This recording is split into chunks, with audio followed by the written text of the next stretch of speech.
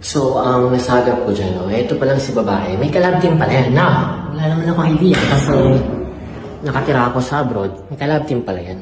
And anong nangyari, itong kalab team niya, saka siya, nagkaroon na ng friendship outside camera, sa labas ng camera.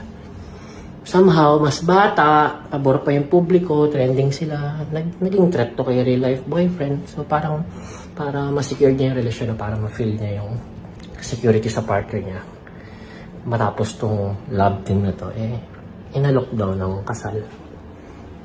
Umayaw daw si babae. Like, sus, 51 na yan, pa-exit na yun ng mundo, di ba? So, ano pa bang gagawin niya sa relasyon niya? So, nag-decide sila na maghiwalay. Yan lang naman yung nasagap po na chismis. Hindi natin alam kung accurate yan. At the end of the day, hindi naman ako journalist. Chismoso lang ako. So, sinare ko lang sa inyo yung nasagap ko. So, yun na nga yun. Bye-bye. Tapos ko lang mag-shower. May lakad ako.